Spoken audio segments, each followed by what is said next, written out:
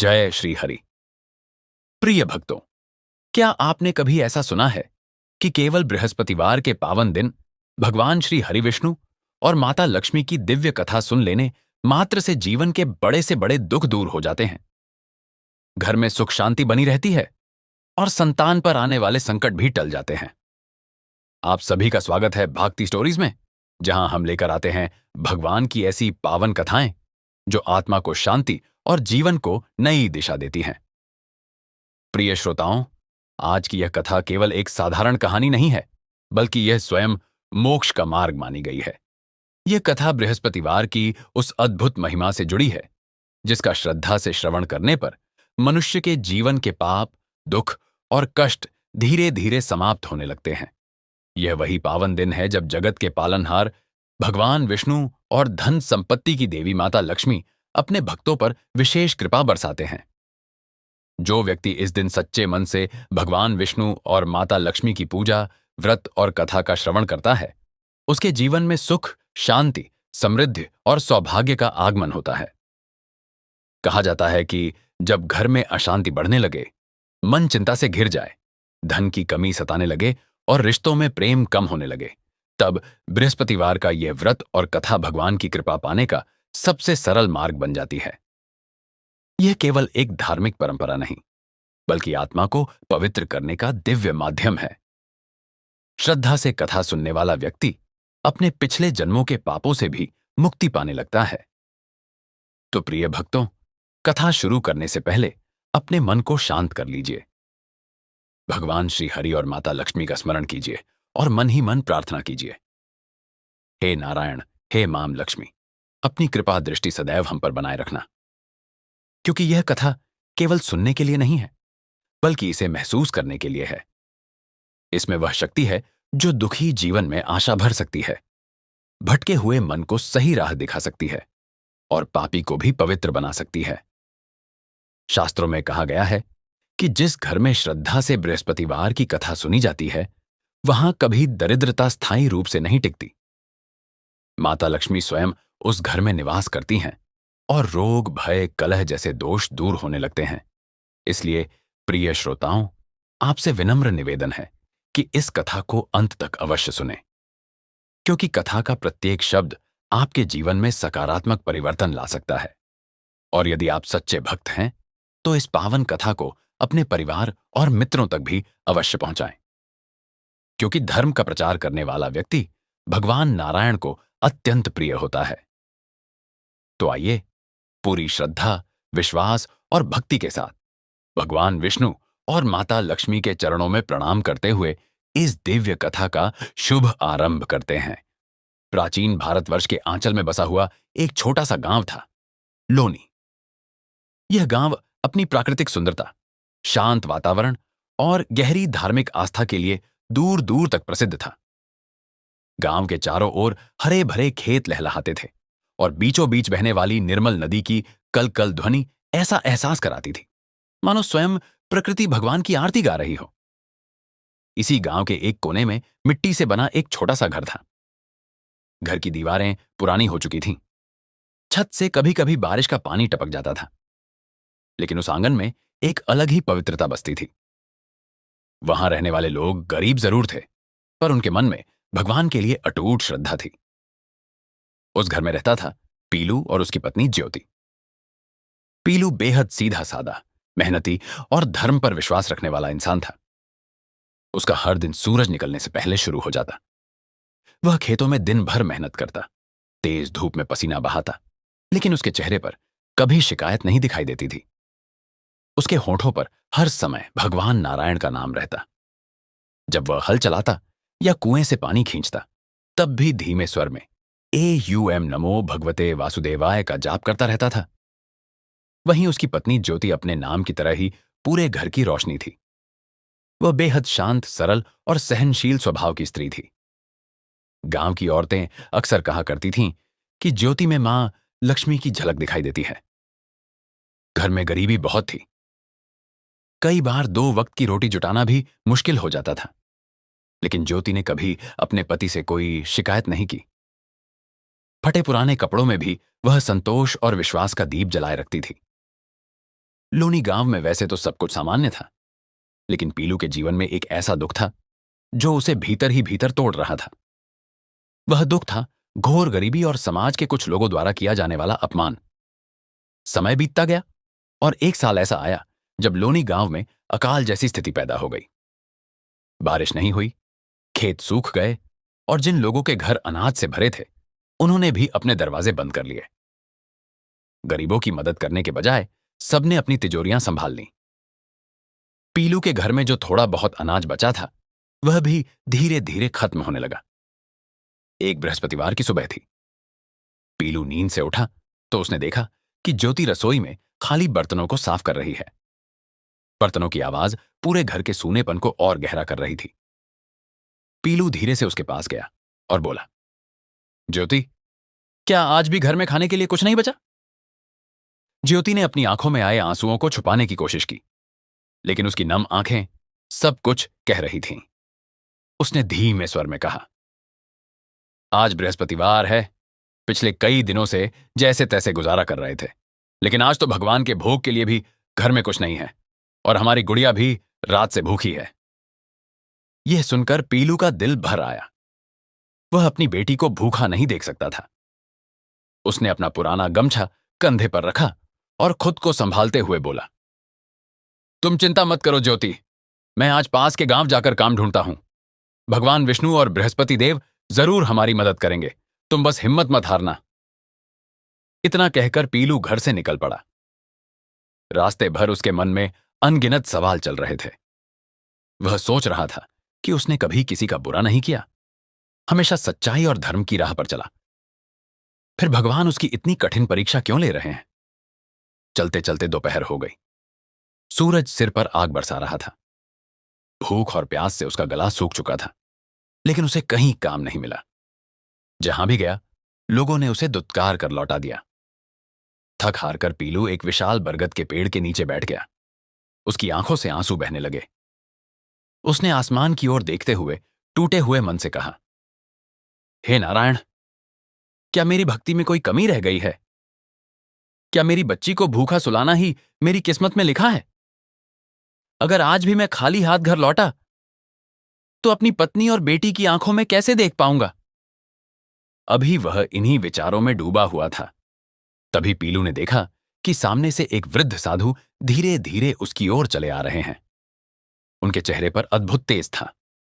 उन्होंने पीले रंग के वस्त्र पहन रखे थे और हाथ में एक कमंडल तथा लकड़ी की छड़ी थी। उनके कदम बेहद शांत थे, लेकिन उनकी उपस्थिति से पूरा वातावरण जैसे दिव्य हो उठा था। साधु पीलू के पास आकर रुके और बहुत ही मधुर स्वर में बोले, बेटा, इस सुनसान रास्ते पर अकेले बैठकर क्यों रो रहे हो? कौन सा दुख तुम्हारे मन को इतना भारी कर रहा है? उनकी आवाज सुनते ही पीलू खुद को संभाल नहीं पाया। वह तुरंत उनके चरणों में गिर पड़ा। उसकी आंखों से आंसू बहने लगे।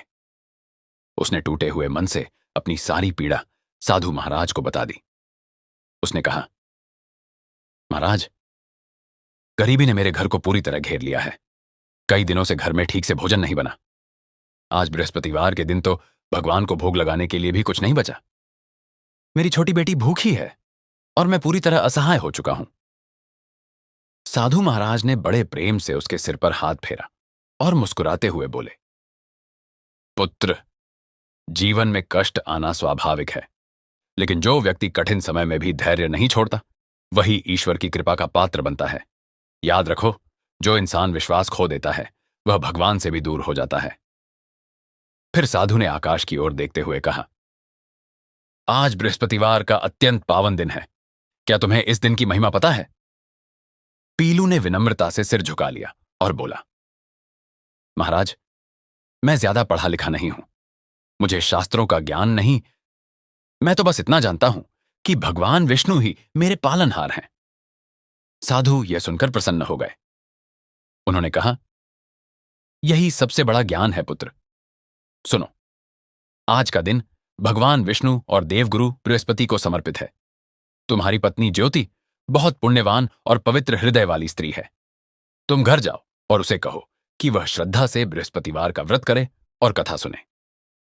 आज से तुम्हारे दुखों का अंत शुरू हो जाएगा। पीलू आश्चर्य में पड़ गया। उसने संकोच से पूछा। लेकिन महाराज, हमारे घर में तो अन्न का एक दाना भी नहीं बचा। पूजा की सामग्री और व्रत का उद्यापन कैसे होगा? साधु महाराज हल्के से मुस्कुराए। उन्होंने अपने झोले में हाथ डाला और एक छोटा सा पीले रंग का दिव्य फल निकालकर पीलू के हाथ में रखते हुए बोले, इसे ले जाओ। इसे जल में मिलाकर अपनी पत्नी को पिला देना और स्वयं भी ग्रहण करना। याद रखो पुत्र, भगवान को सबसे प्रिय वस्तु धन नहीं, बल्कि सच्ची श्रद्धा होती है। तुम्हारा विश्वास ही तुम्हारी सबसे बड़ी पूजा सामग्री है। पीलू ने उस फल को दोनों हाथों से पकड़कर अपने माथे से लगाया। उसकी आंखों में पहली बार उम्मीद की चमक दिखाई दी। लेकिन जैसे ही वह साधु महाराज को धन्यवाद कहने के लिए पीछे मुड़ा, वह हैरान रह गया। वहां कोई नहीं था, न साधु, न उनकी छड़ी, न उनके कदमों की आहट। पीलू की सांसें थम सी गईं। उसे महसूस हुआ मानो स्वयं भगवान किसी दिव्य रूप में उसकी सहायता करने आए थे। अब उसके कदमों में नई ऊर्जा आ चुकी थी। वह तेजी से लोनी गांव की ओर चल पड़ा। उसकी सारी थकान जैसे गायब हो गई थी। रास्ते भर उसके मन में उसी वृद्ध साधु का तेजस्वी चेहरा घूमता रहा। उसने उस दिव्य फल को अपने पुराने गमछे में बड़े संभाल कर बांध रखा था, जैसे कोई अनमोल खजाना हो। धीरे धीरे शाम होने लगी। सूरज ढल रहा था और आसमान में हल्की सिंदूरी रोशनी फैल चुकी थी। गांव की पगडंडियां सुनहरी आभा से चमक रही थीं। जैसे ही पीलू अपने घर के आंगन में पहुंचा, जैसे ही पीलू ने घर के आंगन में कदम रखा, उसने देखा कि ज्योति तुलसी के चौरे के पास चुपचाप बैठी हुई थी। उसकी गोद में उनकी छोटी सी बेटी गहरी नींद में सो रही थी। भूख के कारण उसका मासूम चेहरा पीला पड़ चुका था। पूरे घर में एक अजीब सा सन्नाटा फैला हुआ था। ऐसा सन्नाटा जो केवल गरीबी, भूख और बेबसी के घरों में महसूस होता है। पीलू को देखते ही ज्योति तुरंत उठ खड़ी हुई। उसकी आंखें सबसे पहले पीलू के हाथों की ओर गईं। लेकिन जब उसे वहां कुछ दिखाई नहीं दिया, तो उसके मन की छोटी सी उम्मीद भी धीमी पड़ गई। फिर भी उसने अपने चेहरे पर हल्की मुस्कान लाने की कोशिश की और धीमे स्वर में बोली, आप आ गए? बहुत थक गए होंगे। पहले हाथ मुंह धो लीजिए, मैं आपके लिए पानी लेकर आती हूं। पीलू कुछ पल तक चुप रहा। उसकी आंखें नम थीं। वह धीरे से ज्योति के पास जाकर बैठ गया और अपने पुराने अंगोछे में लिपटा हुआ वह पीला फल उसके सामने रख दिया। ज्योति ने आश्चर्य से उस फल को देखा। उसके चेहरे पर सवाल साफ दिखाई दे रहा था। वह बोली, यह कहां से मिला? आप तो काम की तलाश में गए थे ना? पीलू ने एक लंबी सांस ली और फिर धीरे धीरे ज्योति को रास्ते में हुई सारी घटना बताने लगा। उसने बताया कि कैसे वह पूरी तरह टूट चुका था, कैसे हर जगह से उसे अपमान और निराशा ही मिली, और कैसे थक हार कर वह बरगद के पेड़ के नीचे बैठ गया था। फिर उसकी आवाज भावुक हो गई। वह बोला, ज्योति, जब मुझे लगा कि अब कोई रास्ता नहीं बचा, तभी अचानक वह वृद्ध साधु मेरे सामने आ गए। उनके चेहरे पर ऐसा तेज था कि मैं चाहकर भी अपनी नजरें नहीं हटा पा रहा था। ऐसा लग रहा था मानो कोई साधारण इंसान नहीं, बल्कि स्वयं भगवान का दूत मेरे सामने खड़ा हो। पीलू ने साधु महाराज की कही एक एक बात ज्योति को विस्तार से बताई। कैसे उन्होंने बृहस्पतिवार के व्रत की महिमा समझाई, कैसे उन्होंने यह दिव्य फल दिया, और कैसे देखते ही देखते वह अचानक वहां से गायब हो गए। पीलू की बातें सुनते सुनते ज्योति की आंखें नम हो गईं। उसके मन में श्रद्धा और विश्वास की एक नई ज्योति जल उठी थी। वह समझ चुकी थी कि यह कोई साधारण संयोग नहीं था। उसने दोनों हाथों से उस पीले फल को उठाया, उसे अपने माथे से लगाया और भावुक स्वर में बोली, स्वामी, भगवान अपने भक्तों को कभी अकेला नहीं छोड़ते। शायद हमारी कठिन परीक्षा अब समाप्त होने वाली है। अगर उन साधु महाराज ने कहा है कि बृहस्पतिवार का व्रत और कथा हमारे जीवन को बदल सकती है, तो मैं पूरे श्रद्धा भाव और विधि विधान से यह व्रत अवश्य करूंगी। उस क्षण पहली बार उस छोटे से घर में निराशा की जगह उम्मीद ने जन्म लिया था। धीरे धीरे रात गहराने लगी थी। लोनी गांव की गलियों में जगह जगह मशालें जल उठी थीं, लेकिन पीलू के छोटे से मिट्टी के घर में केवल एक नन्हा सा दिया टिमटिमा रहा था। ज्योति ने पूरे घर की सफाई की, हालांकि उनका घर पहले से ही साफ था, फिर भी आज वह टूटे हुए आंगन को ऐसे बुहार रही थी मानो स्वयं भगवान नारायण उनके घर पधारने वाले हों। फिर उसने एक लोटे में साफ जल भरा और साधु महाराज द्वारा दिया गया वह दिव्य फल उसमें डाल दिया। जैसे ही वह फल जल में घुला, पूरे घर में एक अद्भुत सुगंध फैल गई। वह खुशबू चंदन, केवड़ा और ताजे फूलों की मिली जुली सुगंध जैसी थी। ऐसा लग रहा था मानो पूरा वातावरण पवित्र हो गया हो। उसी समय गांव का सबसे धनी साहूकार धनराज वहां से गुजर रहा था। धनराज अपने घमंड और कंजूसी के लिए पूरे लोनी गांव में बदनाम था। जब उसके पास तक वह दिव्य सुगंध पहुंची तो उसने अपनी बैलगाड़ी रुकवाई और नीचे उतर आया। उसने खिड़की से झांक कर देखा और व्यंग्य भरी हंसी के साथ बोला, अरे पीलू, घर में खाने को दाना नहीं और यहां इतनी सुगंध कहां से आ रही है? क्या कहीं से इत्र चुरा लाए हो या मजदूरी में खुशबू मांग लाए? पीलू धीरे से बाहर आया। उसने हाथ जोड़कर विनम्रता से कहा, साहूकार जी, यह किसी इत्र की खुशबू नहीं, यह तो प्रभु की कृपा है। आज हम बृहस्पतिवार का व्रत और कथा कर रहे हैं। इतना सुनते ही धनराज जोर से हंस पड़ा। वह बोला, व्रत करने से क्या भूख मिट जाएगी? देखो मैंने कभी कोई व्रत नहीं किया, फिर भी मेरी तिजोरियां सोने से भरी हैं। भगवान को भी तुम जैसे गरीबों से क्या लेना देना। इतना कहकर वह हंसता हुआ अपनी बैलगाड़ी में बैठा और वहां से चला गया।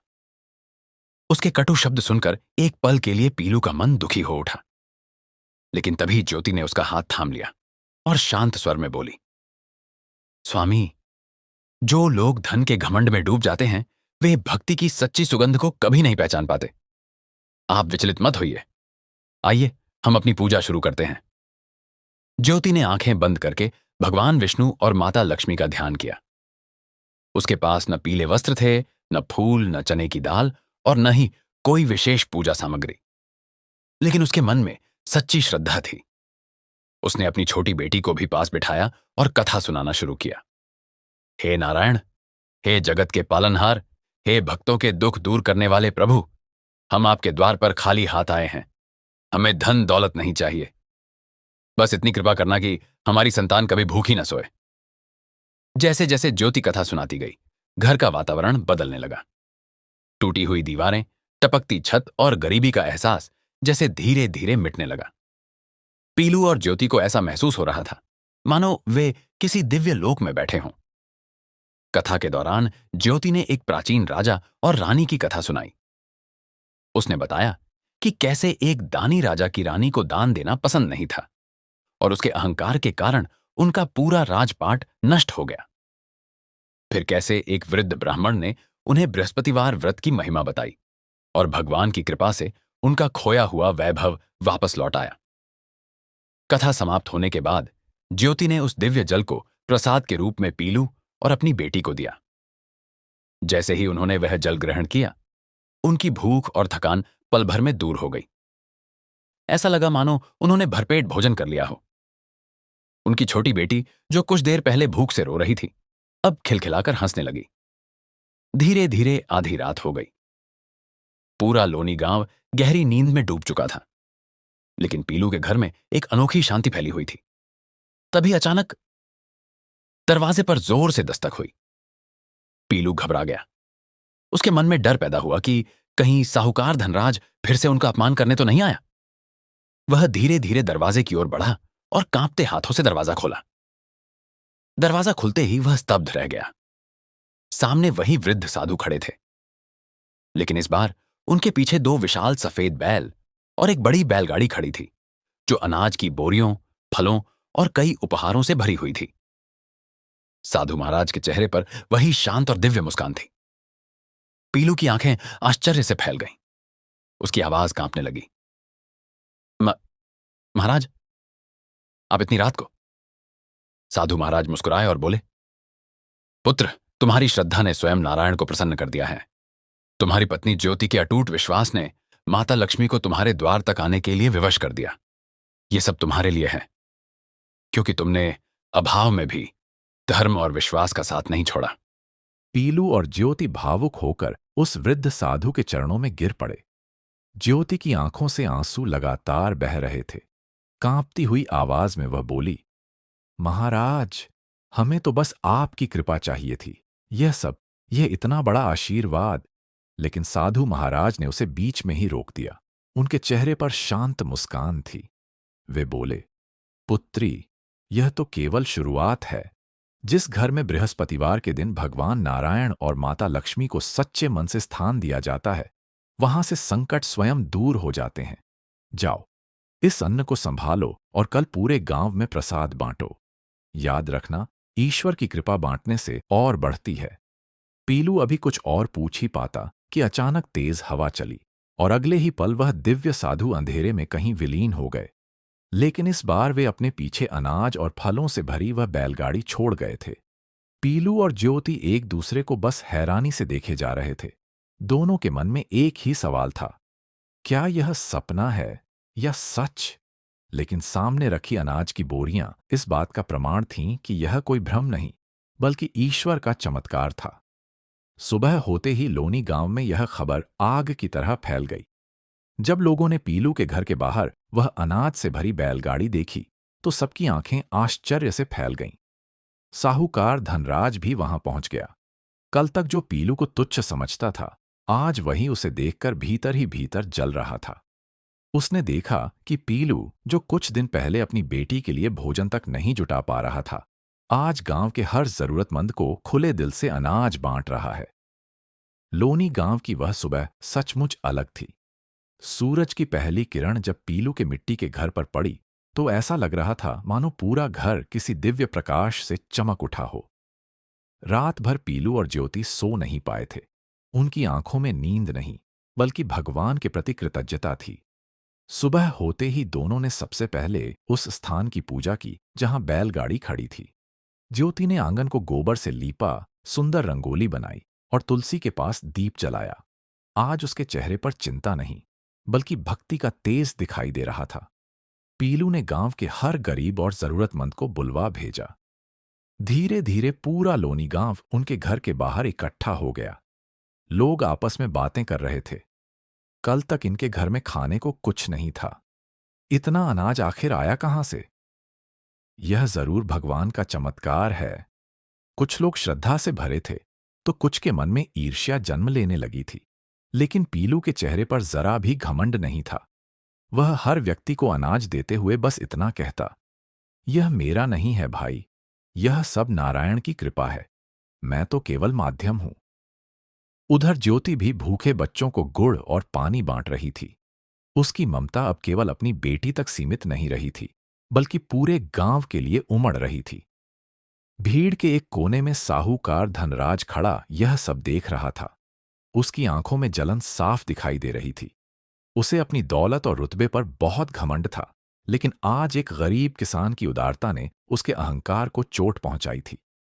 वह धीरे से अपने मुनीम चक्रधर के पास गया और फुसफुसाकर बोला, देख रहे हो चक्रधर, यह पीलू रातों रात गांव का सबसे बड़ा दानी बन गया है। जरूर इसके पीछे कोई राज है। बिना कारण इतनी संपत्ति नहीं मिल सकती। चक्रधर चालाक इंसान था। उसने धीमे स्वर में कहा, साहूकार जी, गांव में चर्चा है कि किसी दिव्य साधु ने इसे बृहस्पतिवार व्रत की महिमा बताई थी। लोग कह रहे हैं कि भगवान की कृपा इस पर बरस रही है। धनराज के चेहरे पर कुटिल मुस्कान आ गई। मैं देखता हूं इसकी यह भक्ति कब तक टिकती है। धन का स्वाद इंसान को जल्दी बदल देता है। एक दिन यही पीलू अपने घमंड में सब भूल जाएगा। उधर घर के अंदर पीलू और ज्योति आपस में बात कर रहे थे। पीलू ने चिंतित स्वर में कहा, ज्योति, आज भगवान ने हमें सब कुछ दे दिया, लेकिन मुझे डर लगता है कहीं ऐसा ना हो कि यह सुख हमें भगवान से दूर कर दे। ज्योति मुस्कुराई और शांत स्वर में बोली, स्वामी, धन कभी स्थायी नहीं होता। आज है, कल नहीं रहेगा। लेकिन जिस विश्वास ने हमें उस भूखी रात में संभाला था, वही विश्वास हमें हमेशा संभाले रखेगा।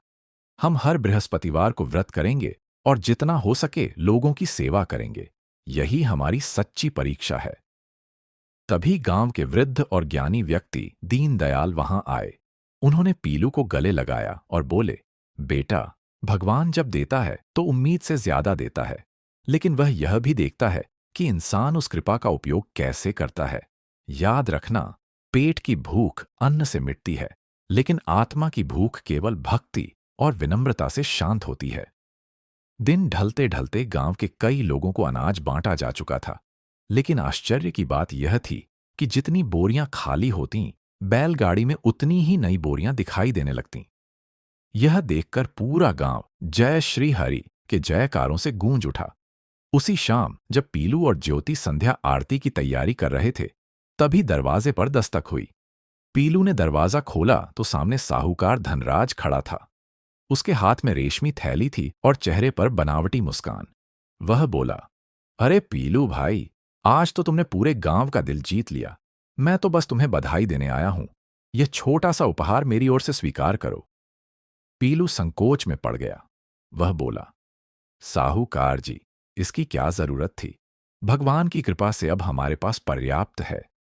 लेकिन धनराज ने मीठी आवाज में कहा, अरे, यह तो सिर्फ प्रेम की भेंट है। और सुना है अगले बृहस्पतिवार को तुम बहुत बड़ा उद्यापन करने वाले हो। पीलू ने सरलता से कहा, जी हां, हम भगवान विष्णु और माता लक्ष्मी की विशेष पूजा रखेंगे। आप भी अवश्य आइएगा। पीछे खड़ी ज्योति यह सब सुन रही थी। उसे धनराज की आंखों में छिपा छल साफ दिखाई दे रहा था। उसने हल्के से पीलू को इशारा भी किया, लेकिन पीलू अपने सरल स्वभाव के कारण उसकी बात समझ नहीं पाया। धनराज वहां से जाते हुए मन ही मन मुस्कुरा रहा था। उसे लग रहा था कि उसका जाल अब धीरे धीरे काम करने लगा है।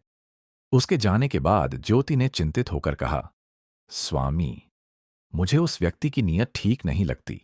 जो इंसान कल तक हमारा अपमान करता था, वह अचानक इतना मीठा कैसे हो गया? पीलू ने शांत स्वर में जवाब दिया, ज्योति, शायद भगवान ने उसका हृदय बदल दिया हो। हमें किसी के प्रति बुरा नहीं सोचना चाहिए। लेकिन ज्योति का मन फिर भी बेचैन था। उसे महसूस हो रहा था कि इस सुख के पीछे कोई बड़ी परीक्षा छिपी हुई है। उस रात ज्योति को एक विचित्र सपना आया। उसने देखा कि वहीं दिव्य साधु उसके सामने खड़े हैं, लेकिन इस बार उनके चेहरे पर मुस्कान नहीं, गंभीरता थी। वे बोले, पुत्री, सावधानी ही सुरक्षा है। आने वाला समय तुम्हारी श्रद्धा की परीक्षा लेगा। याद रखना, लक्ष्मी चंचल होती हैं। ज्योति घबराकर उठ बैठी। उसका गला सूख रहा था। बाहर तेज हवाएं चल रही थीं और आसमान में बादल गरज रहे थे। उधर लोनी गांव में अब हर तरफ केवल एक ही चर्चा थी, आने वाले बृहस्पतिवार का भव्य उद्यापन। पीलू ने ठान लिया था कि उस दिन गांव का कोई भी व्यक्ति भूखा नहीं रहेगा। लेकिन जैसे जैसे वह दिन करीब आ रहा था, ज्योति की बेचैनी भी बढ़ती जा रही थी। इधर साहूकार धनराज अपने बड़े हवेली नुमा घर की अंधेरी कोठरी में मुनीम चक्रधर के साथ एक खतरनाक साजिश रच रहा था। धनराज ने धीमे लेकिन जहरीले स्वर में कहा, चक्रधर, मैंने समझ लिया है कि पीलू की ताकत उसका धन नहीं, उसकी श्रद्धा है। अगर उसकी पूजा में कोई अशुद्धि हो जाए, अगर लोगों का विश्वास उससे उठ जाए, तो उसका सब वैभव पल भर में खत्म हो जाएगा। चक्रधर चालाकी से मुस्कुराया, साहूकार जी, मैंने व्यवस्था कर दी है। उद्यापन वाले दिन रसोई में हमारे आदमी होंगे। वे महाप्रसाद में ऐसी चीज मिला देंगे जिससे पूरा प्रसाद अपवित्र हो जाएगा। और जब गांव वालों को यह पता चलेगा, तब वही लोग पीलू को अपमानित करेंगे जिन्हें आज वह भोजन करा रहा है। साहूकार धनराज की आंखों में अब जलन नहीं, बल्कि एक खतरनाक क्रूरता उतर आई थी। वह मन ही मन सोच रहा था, जिस दिन यह पीलू पूरे गांव के सामने अपमानित होगा, उसी दिन इसकी सारी दौलत और यह चमत्कारी वैभव मेरा हो जाएगा। उधर पीलू और ज्योति पूरी श्रद्धा से बृहस्पतिवार के भव्य उद्यापन की तैयारियों में लगे हुए थे। पीलू स्वयं बाजार गया था। वह अपने हाथों से पूजा के लिए सबसे उत्तम सामग्री चुनकर लाया था। पीले वस्त्र, ताजे गेंदे के फूल, चने की दाल, मुनक्का, केले और शुद्ध घी। ज्योति ने घर के एक कोने को मंदिर की तरह सजा दिया था। उसने भगवान विष्णु और माता लक्ष्मी की सुंदर प्रतिमाओं के सामने दीप जलाए, फूल सजाए और रंगोली बनाई। उनकी छोटी बेटी भी आज बहुत खुश थी। उसने पहली बार अपने माता पिता के चेहरे पर डर की जगह सुकून देखा था। ज्योति ने उसे भी छोटे छोटे पीले कपड़े पहनाए थे। वह मासूम बच्ची पूरे आंगन में हंसती खेलती घूम रही थी। पूजा से एक रात पहले पीलू आंगन में बैठा भगवान का स्मरण कर रहा था। तभी वहां मुनीम चक्रधर पहुंचा। उसके चेहरे पर बनावटी मुस्कान थी।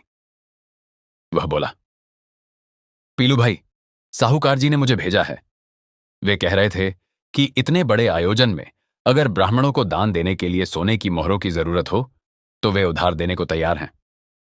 आखिर पूजा में शान शौकत भी तो होनी चाहिए। पीलू ने हाथ जोड़कर विनम्रता से कहा, मुनीम जी, साहूकार जी का धन्यवाद, लेकिन मेरा भगवान दिखावे का नहीं, भाव का भूखा है। मेरे पास जितना है वही भगवान की कृपा है। मैं अपनी क्षमता के अनुसार ही दान करूंगा। चक्रधर समझ गया कि लालच देकर पीलू को नहीं फंसाया जा सकता। उसने तुरंत अपनी चाल बदली।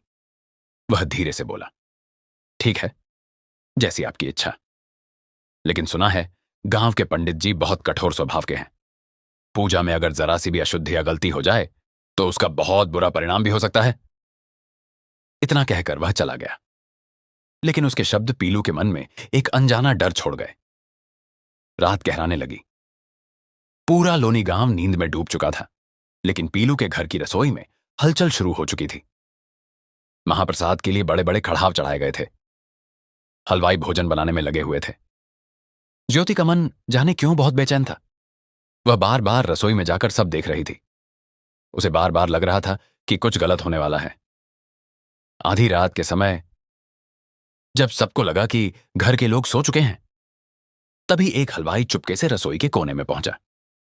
उसने धीरे से अपनी जेब से एक छोटी सी पुरिया निकाली। उस पुरिया में ऐसी अपवित्र चीजें थीं जो पूरे महाप्रसाद को अशुद्ध कर सकती थीं।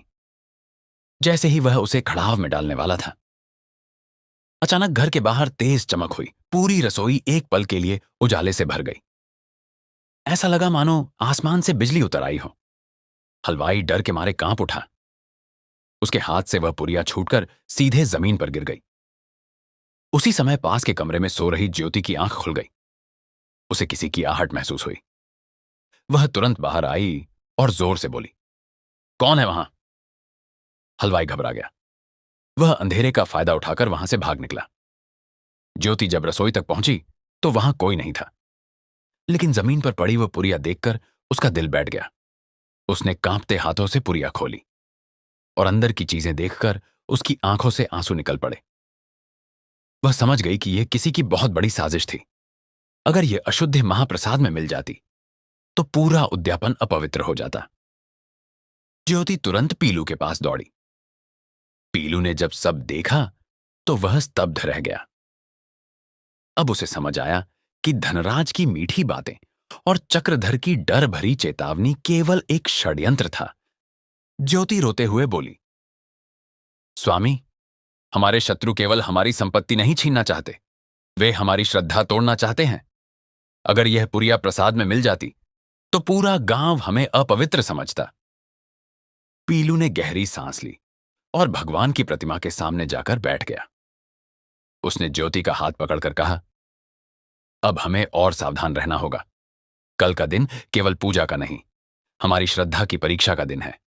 लेकिन मुझे विश्वास है भगवान हमें अकेला नहीं छोड़ेंगे। उस रात दोनों पति पत्नी ने एक पल के लिए भी आंख नहीं बंद की। वे पूरी रात एयूएम नमो भगवते वासुदेवाय का जाप करते रहे और रसोई की रक्षा करते रहे। सुबह होते ही पूरे लोनी गांव में शंख और घंटियों की आवाज गूंज उठी। बृहस्पतिवार का शुभ दिन आ चुका था। गांव के बड़े बड़े पंडित और ब्राह्मण वहां पहुंचे। लोग दूर दूर से पूजा देखने आने लगे। लेकिन तभी साहूकार धनराज और मुनीम चक्रधर भी वहां पहुंच गए। धनराज ने धीरे से पंडित जी के कान में कुछ कहा। यह सुनते ही पंडित जी का चेहरा गंभीर हो गया। उन्होंने कठोर स्वर में कहा, पीलू, हमें सूचना मिली है कि तुम्हारी रसोई में अशुद्धि हुई है। जब तक मैं स्वयं जांच नहीं कर लेता पूजा शुरू नहीं होगी, और अगर महाप्रसाद अपवित्र निकला तो तुम्हें गांव से बहिष्कृत भी किया जा सकता है। यह सुनते ही वहां खड़े लोगों में फुसफुसाहट शुरू हो गई। पीलू और ज्योति के पैरों तले जमीन खिसक गई। उधर धनराज के चेहरे पर कुटिल मुस्कान फैल चुकी थी। उसे पूरा विश्वास था कि उसकी चाल सफल हो चुकी है। पंडित जी भारी कदमों से रसोई की ओर बढ़े। पूरा आंगन सन्नाटे में डूब गया। ज्योति ने कांपते हुए आंखें बंद कर लीं। उसके होंठ धीरे धीरे प्रार्थना कर रहे थे। हे बृहस्पति देव, हमारी लाज रख लेना। जैसे ही पंडित जी ने महाप्रसाद के बड़े खड़ाव का ढक्कन उठाया, पूरा वातावरण एक अद्भुत दिव्य सुगंध से भर गया। वह खुशबू इतनी पवित्र और अलौकिक थी कि वहां मौजूद हर व्यक्ति स्तब्ध रह गया। ऐसा लग रहा था मानो स्वयं मंदिरों की आरती की सुगंध पूरे आकाश में फैल गई हो। पंडित जी की आंखों से आंसू बह निकले। उन्होंने देखा कि प्रसाद के ऊपर हल्की सुनहरी चमक दिखाई दे रही थी। वे तुरंत पीछे मुड़े और ऊंचे स्वर में बोले, धनराज, तुम किस अशुद्धि की बात कर रहे थे? इस प्रसाद में तो स्वयं नारायण का आशीर्वाद दिखाई दे रहा है। इतनी पवित्र सुगंध और ऐसी दिव्यता मैंने अपने पूरे जीवन में कभी नहीं देखी। यह सुनते ही धनराज और चक्रधर के चेहरे का रंग उड़ गया। वे समझ ही नहीं पाए कि उनकी योजना असफल कैसे हो गई। लेकिन तभी अचानक आसमान में काले बादल छा गए। कुछ ही पलों में पूरा लोनी गांव अंधेरे में डूब गया। तेज हवाएं चलने लगीं, बड़े बड़े पेड़ हिलने लगे। बिजली की कड़क इतनी भयानक थी कि लोगों के दिल दहल उठे। गांव वाले डरकर इधर उधर भागने लगे। जो लोग अभी तक श्रद्धा से भरे थे, उनके मन में भी भय और संशय पैदा होने लगा। और इसी डर के बीच साहूकार धनराज फिर से जोर जोर से बोलने लगा, देखा, मैंने पहले ही कहा था कि कुछ ना कुछ गड़बड़ है। यह सब छलावा है। देवता इस पूजा से प्रसन्न नहीं, क्रोधित हैं। अगर यह पूजा जारी रही तो पूरा गांव संकट में पड़ जाएगा। उसकी आवाज सुनकर कुछ लोग डरने लगे, लेकिन पीलू वहीं खड़ा था। उसका शरीर कांप रहा था, आंखों में आंसू थे, मगर उसके भीतर विश्वास अब भी अडिग था। उसने ज्योति की ओर देखा। ज्योति ने अपनी छोटी बेटी को सीने से कसकर लगा रखा था। बाहर तूफान था, लेकिन उसके होंठ लगातार एक ही मंत्र जप रहे थे, एयूएम नमो भगवते वासुदेवाय, एयूएम नमो भगवते वासुदेवाय। ज्योति ने अपनी आंखों में अटूट विश्वास भरकर पीलू की ओर देखा और हल्के से सिर हिलाया। उस एक इशारे में जैसे हजारों शब्द छिपे थे। डरना मत, पीछे मत हटना, भगवान हमारे साथ हैं। बाहर तूफान और तेज हो चुका था। आसमान में काले बादल गरज रहे थे। तेज हवाएं पूरे लोनी गांव को हिला रही थी। पंडित जी भी अब असमंजस में पड़ चुके थे। उन्होंने गंभीर स्वर में कहा, पीलू, प्रकृति का यह रूप सामान्य नहीं है। यह कोई साधारण वर्षा नहीं लगती। क्या तुम सच में इस पूजा को आगे बढ़ाने का साहस रखते हो? याद रखो, अगर श्रद्धा में जरा सी भी कमी हुई तो परिणाम बहुत भयानक हो सकता है। कुछ पल के लिए वहां सन्नाटा छा गया। फिर पीलू धीरे धीरे आगे बढ़ा। बारिश की बूंदें उसके चेहरे पर पड़ रही थीं। हवा उसके कपड़ों को झकोर रही थी, लेकिन उसके कदम नहीं रुके। वह भगवान विष्णु की प्रतिमा के सामने जाकर दोनों हाथ जोड़कर खड़ा हो गया।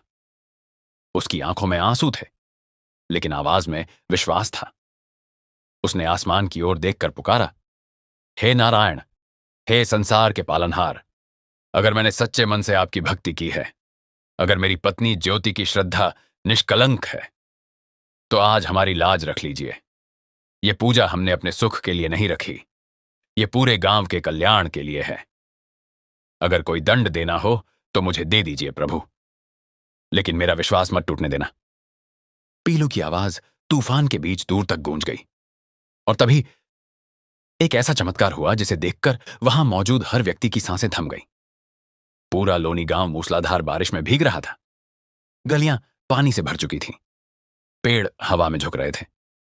लेकिन पीलू के छोटे से आंगन में, जहां भगवान विष्णु और माता लक्ष्मी का दरबार सजा था, वहां बारिश की एक बूंद भी नहीं गिर रही थी।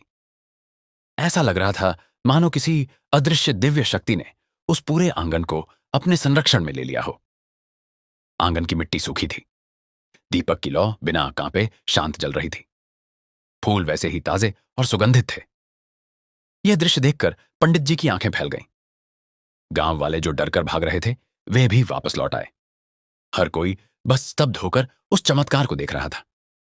उधर साहूकार धनराज का चेहरा डर से पीला पड़ चुका था। उसकी सारी चालाकी, उसका सारा अहंकार उस ईश्वरीय शक्ति के सामने मिट्टी हो चुका था। पंडित जी की आंखों से आंसू बह निकले। वे भावुक होकर बोले, धन्य हो पीलू, धन्य है तुम्हारी श्रद्धा। आज स्वयं बृहस्पति देव ने सिद्ध कर दिया कि सच्ची भक्ति को कोई पराजित नहीं कर सकता। फिर पूजा दोबारा शुरू हुई। मंत्रों की ध्वनि पूरे वातावरण में गूंजने लगी। शंख और घंटियों की आवाज ने तूफान के शोर को भी दबा दिया।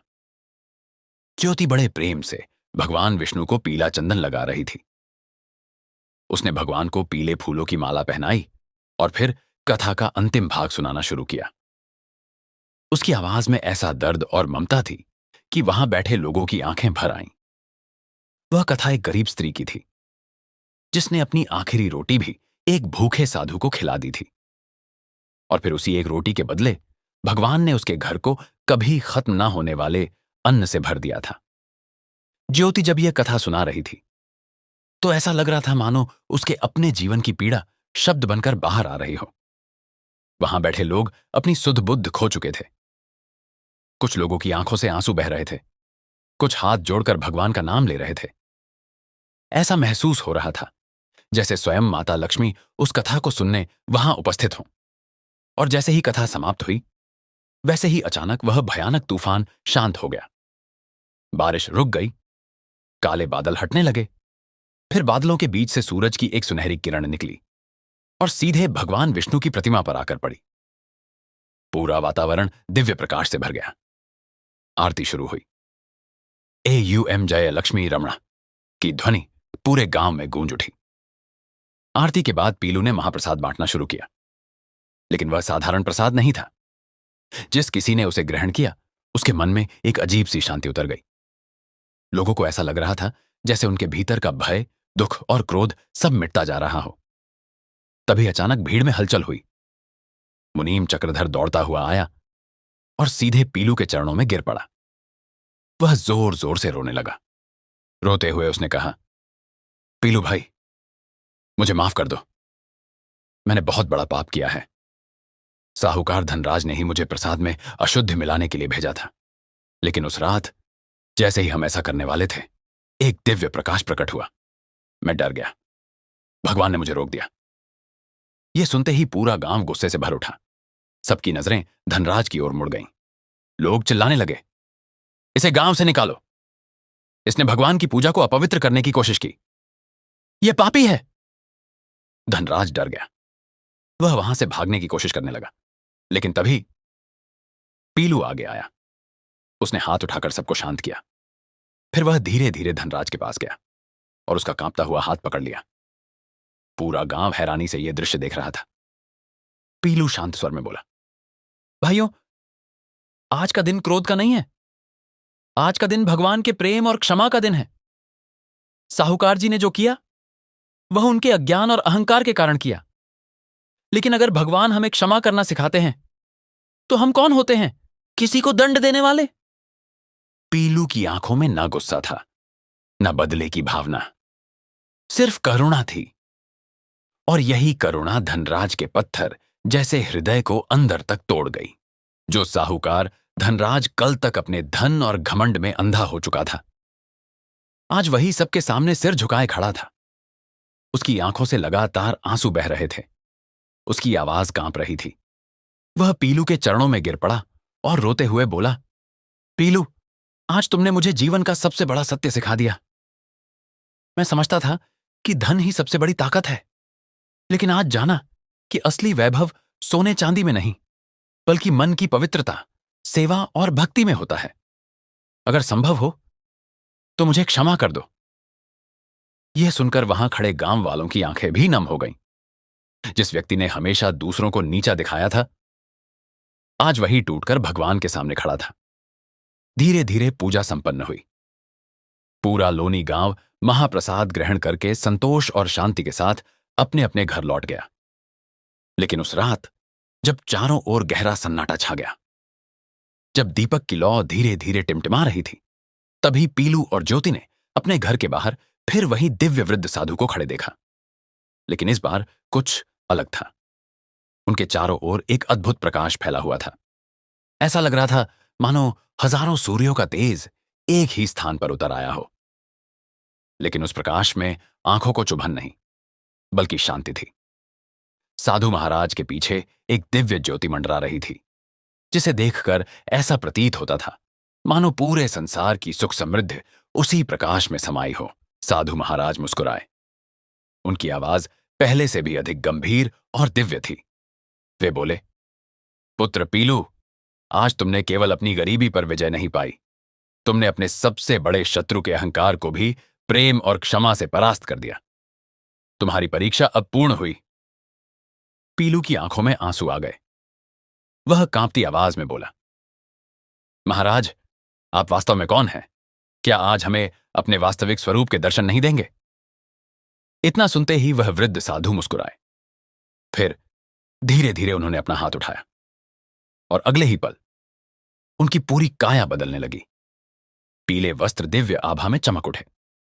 उनके शरीर से निकलता प्रकाश पूरे आंगन को भरने लगा। और फिर पीलू और ज्योति की आंखों के सामने साक्षात भगवान विष्णु प्रकट हो गए। एक हाथ में शंख, दूसरे हाथ में सुदर्शन चक्र, गले में वैजयंती माला, मस्तक पर तेजस्वी मुकुट और चेहरे पर ऐसी करुणा जिसे देखकर आत्मा तक कांप उठे। उनके साथ माता लक्ष्मी खड़ी थी। उनकी मधुर मुस्कान और आंखों की करुणा ऐसा एहसास करा रही थी मानो संसार का हर दुख उसी क्षण समाप्त हो सकता है। पूरा आंगन सुनहरी रोशनी से भर गया। मिट्टी तक चमकने लगी। हवा में चंदन और कमल की सुगंध फैल गई। यह दृश्य इतना अलौकिक था कि पीलू और ज्योति की सुध-बुध ही खो गई। दोनों वहीं जमीन पर नतमस्तक होकर गिर पड़े। उनकी आंखों से बहते आंसू भगवान के चरणों की धूल को भिगो रहे थे। पीलू की आवाज गले में ही अटक गई। वह कुछ बोल ही नहीं पा रहा था। तभी भगवान विष्णु ने अपना अभय हस्त उठाया और मधुर स्वर में कहा, उठो पुत्र, उठो पुत्री। आज तुम्हारी भक्ति ने केवल अपनी परीक्षा नहीं दी, बल्कि पूरे संसार को यह संदेश दिया है कि जो व्यक्ति अभाव और कठिनाई में भी धर्म और विश्वास नहीं छोड़ता, मैं स्वयं उसका हाथ थामने के लिए विवश हो जाता हूं। तुम्हारी निस्वार्थ सेवा, तुम्हारी करुणा और तुम्हारा अटूट विश्वास मुझे वैकुंठ से यहां आने पर मजबूर कर गया। पीलू कांपती आवाज में बोला, हे प्रभु, हम तो बहुत छोटे और साधारण लोग हैं। हमने तो केवल आपका नाम लिया, आपकी शरण में आए। क्या हम सच में आपके दर्शन के योग्य थे? उसकी आंखों से आंसू रुक ही नहीं रहे थे। प्रभु, हमारी गरीबी तो आपके चरणों की धूल से ही मिट गई थी, लेकिन आज आपने दर्शन देकर हमें जन्म जन्म के लिए धन्य कर दिया। माता लक्ष्मी आगे बढ़ी। उन्होंने प्रेम से ज्योति के सिर पर हाथ रखा। उनका स्पर्श ऐसा था मानो मां स्वयं अपनी बेटी को आशीर्वाद दे रही हो। माता लक्ष्मी बोली, पुत्री ज्योति, तुम सच में धन्य हो। एक स्त्री ही घर की वास्तविक लक्ष्मी होती है। तुमने जिस धैर्य से अपनी संतान की भूख सहन की, जिस तरह हर परिस्थिति में अपने पति का मनोबल बनाए रखा और जिस निस्वार्थ भाव से बृहस्पतिवार का व्रत पूरा किया, उससे मैं अत्यंत प्रसन्न हूं। आज से इस घर में कभी दरिद्रता प्रवेश नहीं करेगी। तुम्हारी आने वाली पीढ़ियां भी सुख, शांति और समृद्धि में रहेंगी। इसके बाद भगवान विष्णु ने पीलू की ओर देखकर कहा, पुत्र, मैं तुमसे प्रसन्न हूं। मांगो, क्या वरदान चाहते हो? पीलू ने तुरंत दोनों हाथ जोड़ लिए। उसने सिर झुकाया और आंखें बंद कर लीं। कुछ पल बाद वह भावुक स्वर में बोला, प्रभु, अगर आप सच में मुझ पर प्रसन्न हैं, तो मुझे केवल एक ही वरदान दीजिए। चाहे जीवन में कितना भी धन, वैभव और सम्मान क्यों ना मिल जाए, लेकिन मेरा मन कभी आपके चरणों से दूर ना हो। मेरे भीतर कभी अहंकार जन्म ना ले और मैं जीवन भर आपकी सेवा और भक्तों की सहायता करता रहूं। जो धनराज कल तक अपने अहंकार में डूबा हुआ था, आज वही सबके सामने सिर झुकाए खड़ा था। उसकी आंखों से पश्चाताप के आंसू लगातार बह रहे थे।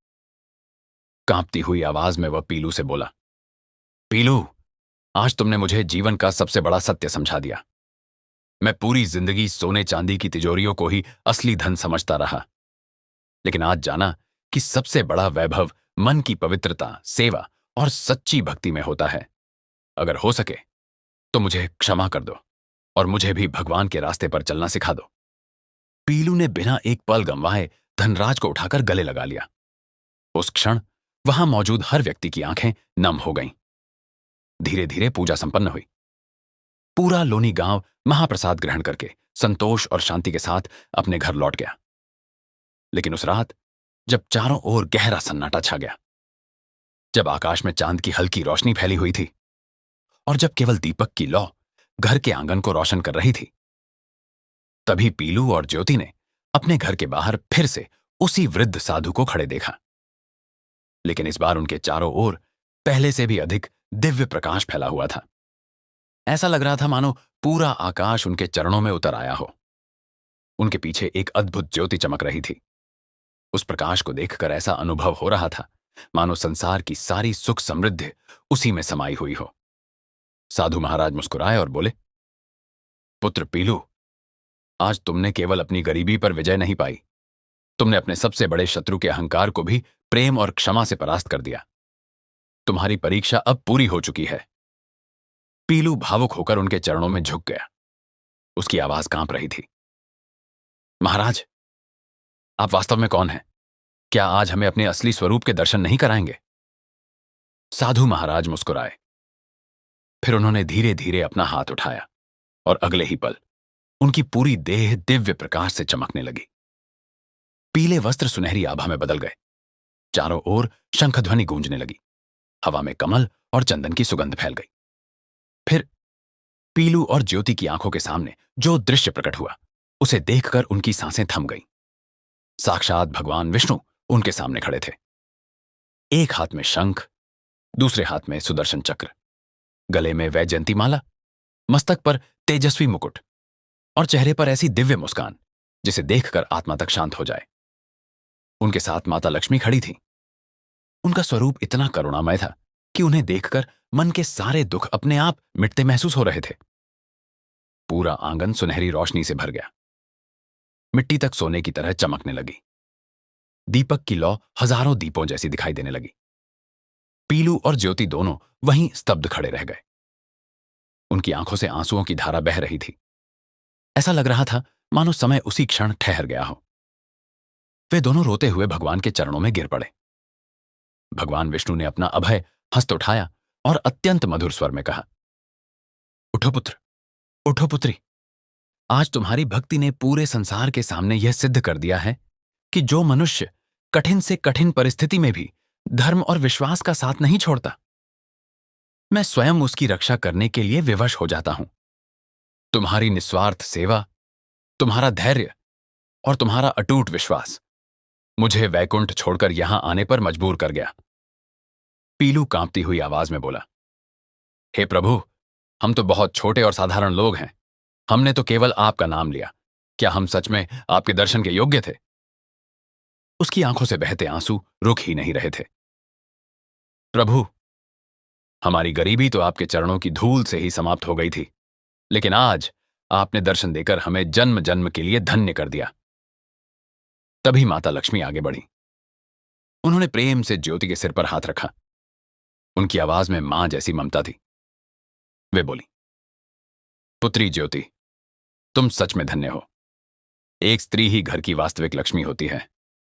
तुमने जिस धैर्य से अपनी संतान की भूख सहन की, जिस तरह हर कठिन समय में अपने पति का मनोबल बनाए रखा और जिस श्रद्धा से बृहस्पतिवार का व्रत पूरा किया, उससे मैं अत्यंत प्रसन्न हूं। आज से इस घर में कभी दरिद्रता प्रवेश नहीं करेगी। तुम्हारी आने वाली 7 पीढ़ियां सुख और समृद्धि में रहेंगी। इसके बाद भगवान विष्णु ने पीलू की ओर देखकर कहा, पुत्र, मैं तुमसे अत्यंत प्रसन्न हूं। मांगो, क्या वरदान चाहते हो? पीलू ने तुरंत दोनों हाथ जोड़ ली। उसने सिर झुकाया और आंखें बंद कर लीं। कुछ पल बाद वह भावुक स्वर में बोला, प्रभु, अगर आप सच में मुझ पर प्रसन्न हैं, तो मुझे केवल एक ही वरदान दीजिए। चाहे जीवन में कितना भी धन, वैभव और सम्मान क्यों ना मिल जाए, लेकिन मेरा मन कभी आपके चरणों से दूर ना हो। मेरे भीतर कभी अहंकार जन्म ना ले और मैं जीवन भर दुखी और असहाय लोगों की सेवा करता रहूं। मुझे मोक्ष भी नहीं चाहिए प्रभु, मुझे बस आपकी अटूट भक्ति चाहिए। पीलू की यह निस्वार्थ प्रार्थना सुनकर भगवान विष्णु मुस्कुरा उठे। उन्होंने कहा, तथास्तु, तुम्हारी यही विनम्रता तुम्हारी सबसे बड़ी शक्ति बनी रहेगी। आज से यह लोनी गांव विष्णुपुर के नाम से जाना जाएगा। यहां की भूमि सदैव उपजाऊ रहेगी, यहां का जल अमृत समान होगा, और जो भी मनुष्य इस स्थान पर सच्चे मन से बृहस्पतिवार की कथा सुनेगा, उसकी मनोकामनाएं अवश्य पूर्ण होंगी। इतना कहकर भगवान विष्णु और माता लक्ष्मी धीरे धीरे उस दिव्य प्रकाश में विलीन होने लगे। पूरा आंगन फिर से शांत होने लगा, लेकिन हवा में अब भी चंदन और कमल की सुगंध फैली हुई थी। जब वह दिव्य प्रकाश पूरी तरह समाप्त हुआ, तब पीलू और ज्योति ने धीरे धीरे अपनी आंखें खोलीं, और जो दृश्य उन्होंने देखा, उसे देखकर वे आश्चर्य से भर उठे। उनका छोटा सा मिट्टी का घर, जो कभी बारिश में टपकता था, जो कभी गरीबी और अभाव का प्रतीक था, वह रातों रात एक भव्य महल में बदल चुका था। आंगन में खड़ी वह साधारण बैलगाड़ी अब सोने चांदी के सिक्कों और रत्नों से भरी हुई थी। चारों ओर दिव्य प्रकाश फैल रहा था, लेकिन सबसे बड़ा चमत्कार अब भी बाकी था। उनकी छोटी बेटी, जो जन्म से ही कमजोर और बीमार रहती थी, अब पूरी तरह स्वस्थ दिखाई दे रही थी। उसके चेहरे पर एक अद्भुत तेज था। वह मुस्कुराते हुए अपने माता पिता की ओर दौड़कर आई और पहली बार इतनी ऊर्जा से बोली, मां, देखो, मुझे अब बिल्कुल कमजोरी नहीं लग रही। यह सुनते ही ज्योति की आंखों से खुशी के आंसू बह निकले। उसने अपनी बेटी को सीने से लगा लिया। अगली सुबह जब विष्णुपुर के लोगों ने यह सब देखा, तो पूरा गांव हैरान रह गया। जहां कभी एक टूटा फूटा मिट्टी का घर था, आज वहां एक दिव्य महल खड़ा था। लेकिन सबसे बड़ी बात यह थी कि पीलू और ज्योति जरा भी नहीं बदले थे। उनके स्वभाव में ना घमंड आया था और ना ही दिखावा। वे आज भी पहले की तरह सरल, विनम्र और सेवा भाव से भरे हुए थे। पीलू ने सबसे पहले साहूकार धनराज को बुलवाया। धनराज अब पूरी तरह बदल चुका था। वह अपने किए हर पाप पर पछता रहा था। पीलू ने उसे गले लगाकर कहा, साहूकार जी, ये सब जो आप देख रहे हैं, ये मेरा नहीं है, ये सब प्रभु की अमानत है। आइए, अब हम मिलकर इस पूरे गांव को खुशहाल बनाते हैं। धनराज फूट फूट कर रो पड़ा। वह पीलू के चरणों में गिर गया और बोला, पीलू, मुझे क्षमा कर दो। मैंने तुम्हें गिराने की कोशिश की, लेकिन तुमने मुझे उठना सिखा दिया। आज से मेरी सारी संपत्ति गरीबों और जरूरतमंदों की सेवा में लगेगी। धीरे धीरे पूरा विष्णुपुर बदलने लगा। पीलू ने गांव में एक विशाल मंदिर बनवाया। उस मंदिर में भगवान विष्णु और माता लक्ष्मी की वैसी ही दिव्य प्रतिमाएं स्थापित की गईं, जैसी उन्होंने अपने दर्शन में देखी थी। हर बृहस्पतिवार वहां हजारों लोग कथा सुनने आने लगे। ज्योति स्वयं अपने मुख से कथा सुनाती थी। उसकी आवाज में ऐसी भक्ति और करुणा थी कि लोग मंत्रमुग्ध होकर सुनते रहते। कहते हैं कि कथा के समय आसपास के पशु पक्षी तक शांत होकर वहीं बैठ जाते थे। समय बीतता गया, लेकिन पीलू और ज्योति की दिनचर्या कभी नहीं बदली। वे आज भी सुबह जल्दी उठते, स्नान करते, पीले वस्त्र धारण करते और भगवान विष्णु की आराधना में लीन हो जाते। उन्होंने गांव में एक पाठशाला बनवाई, जहां गरीब बच्चों को निःशुल्क शिक्षा दी जाती थी। उन्होंने एक चिकित्सालय भी बनवाया, जहां हर बीमार व्यक्ति का मुफ्त इलाज होता था। धीरे धीरे विष्णुपुर ऐसा गांव बन गया जहां ना कोई भूखा था, ना कोई दुखी और ना ही कोई अपराधी। एक दिन पीलू मंदिर के चबूतरे पर बैठा हुआ था। तभी उसने दूर से एक बूढ़े मुसाफिर को आते देखा। वह बहुत थका हुआ था। उसके कपड़े फटे हुए थे और चेहरा भूख प्यास से कमजोर लग रहा था। पीलू तुरंत उठकर उसके पास गया। उसने बड़े सम्मान से उसे अंदर बैठाया, उसके पैर धोए और अपने हाथों से भोजन परोसा। भोजन करने के बाद वह वृद्ध मुसाफिर मुस्कुराया और बोला, बेटा, मैंने सुना है कि तुम्हें स्वयं भगवान के दर्शन हुए हैं। क्या तुम मुझे बता सकते हो कि भगवान को पाने का सबसे सरल मार्ग क्या है? क्या कठिन तपस्या या बहुत बड़ा दान? पीलू हल्का सा मुस्कुराया। उसकी आंखों में गहरी शांति थी। वह बोला, बाबा, मेरे अनुभव में भगवान को पाने के लिए न कठिन तपस्या चाहिए, न अथाह धन। भगवान तो बस एक निर्मल मन और सच्चे विश्वास से मिल जाते हैं। अगर आप किसी भूखे को अपनी रोटी का हिस्सा दे सकते हैं, अगर किसी दूसरे के दुख को अपना दुख समझ सकते हैं, और अगर हर जीव में नारायण का रूप देख सकते हैं, तो समझ लीजिए भगवान आपसे दूर नहीं है। वृद्ध मुसाफिर यह सुनकर बहुत प्रसन्न हुआ। उसने पीलू के सिर पर हाथ रखा और आशीर्वाद दिया।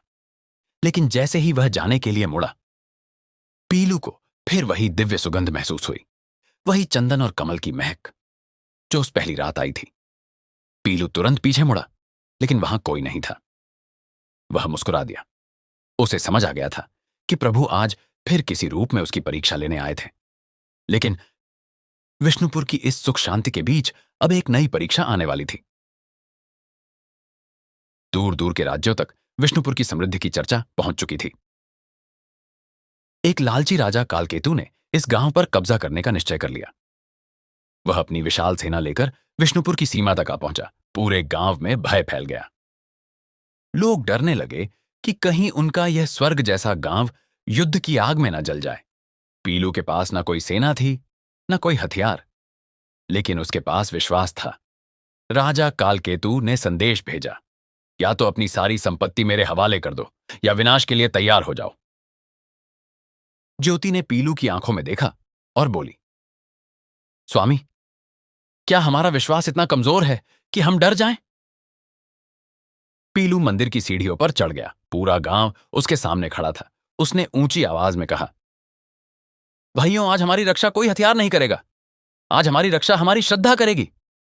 आइए, हम सब मिलकर उस प्रभु को पुकारें जिसने हमें हर संकट से बचाया है। पूरा गांव ओम नमो भगवते वासुदेवाय का जाप करने लगा। उधर कालकेतु की सेना गांव में घुस आई। घोड़ों की टापों से धरती कांप रही थी, तलवारें चमक रही थीं। लेकिन जैसे जैसे सैनिक मंदिर के पास पहुंचे, उनके कदम धीमे पड़ने लगे। शंखध्वनि और मंत्रों का जाप सुनते ही उनके भीतर का क्रोध जैसे शांत होने लगा। कालकेतु चिल्लाया, रुको मत, मंदिर तोड़ दो। लेकिन सैनिकों के हाथ कांपने लगे। उनकी तलवारें म्यान से बाहर ही नहीं निकल पा रही थीं। तभी पीलू मंदिर की सीढ़ियों से उतरकर सीधे कालकेतु के हाथी के सामने जाकर खड़ा हो गया। एक साधारण किसान और सामने हजारों सैनिकों की सेना। कालकेतु ने तलवार उसकी गर्दन पर रख दी और गरजा, कहां है तेरा भगवान, कहां है तेरा वैभव? लेकिन पीलू की आंखों में डर नहीं था। वह शांत स्वर में बोला, राजन, धन तो मिट्टी है, यह जीवन भी प्रभु की अमानत है। अगर मेरा रक्त बहाने से आपको शांति मिले तो मैं तैयार हूं। लेकिन याद रखिए, राज्य तलवारों से जीते जाते हैं, पर टिकते केवल धर्म और प्रेम पर हैं। जैसे ही कालकेतु ने तलवार उठाई, अचानक आसमान पीली रोशनी से भर गया और उस प्रकाश के बीच साक्षात सुदर्शन चक्र प्रकट हुआ। वह कालकेतु के हाथी के चारों ओर घूमने लगा। कालकेतु के हाथ से तलवार गिर गई। उसी समय ज्योति भगवान का महाप्रसाद लेकर आगे आई। उसने प्रेम से कहा, महाराज, आप युद्ध करने आए हैं, लेकिन हम आपको केवल भगवान का प्रसाद दे सकते हैं। इसे ग्रहण कीजिए, शायद आपकी आत्मा की भूख शांत हो जाए। ज्योति की आंखों में मां जैसी करुणा थी। उसे देखकर कालकेतु को अपनी दिवंगत मां याद आ गई। उसका कठोर हृदय पिघल गया। वह हाथी से उतरकर सीधे पीलू के चरणों में गिर पड़ा। रोते हुए बोला, मुझे क्षमा कर दो, मैं शक्ति और अहंकार में अंधा हो गया था। पूरी सेना ने अपने हथियार डाल दिए। जो गलियां युद्ध से लाल होने वाली थीं, वहां अब जय श्री हरि के जयकारे गूंज रहे थे। कालकेतु ने प्रण लिया कि अब वह अपनी तलवार गलाकर हल बनवाएगा और जीवन भर धर्म और प्रजा की सेवा करेगा। साल बीतते गए। विष्णुपुर की महिमा दूर दूर तक फैलती गई। पीलू और ज्योति ने अपना पूरा जीवन भगवान और लोगों की सेवा में लगा दिया। और जब उनके अंतिम समय का क्षण आया तो पूरा गांव उनकी चौखट पर रो रहा था, लेकिन उनके चेहरों पर अद्भुत शांति थी। कहते हैं, जिस दिन उन्होंने इस संसार को छोड़ा, उस दिन आसमान से फूलों की वर्षा हुई थी और स्वयं वैकुंठ से दिव्य विमान उन्हें लेने आया था। प्रिय भक्तों, यह कथा केवल पीलू और ज्योति की नहीं है, यह हम सबकी कथा है। यह हमें सिखाती है कि जीवन में चाहे कितने भी संकट क्यों ना आए, अगर विश्वास सच्चा हो तो भगवान स्वयं हमारे सारथी बन जाते हैं। बृहस्पतिवार का यह व्रत और भगवान विष्णु माता लक्ष्मी की यह कथा सुनने से घर के क्लेश शांत होते हैं, दरिद्रता दूर होती है और परिवार पर भगवान की कृपा बनी रहती है। अगर यह कथा आपके हृदय को छू गई हो, अगर इसे सुनकर आपके मन को शांति मिली हो, तो इस पावन कथा को अपने प्रियजनों तक अवश्य पहुंचाइए और भक्ति स्टोरीज परिवार का हिस्सा बनने के लिए चैनल को सब्सक्राइब जरूर करें, ताकि ऐसी ही दिव्य कथाएं निरंतर आप तक पहुंचती रहें। जय श्री हरि। जय माता लक्ष्मी।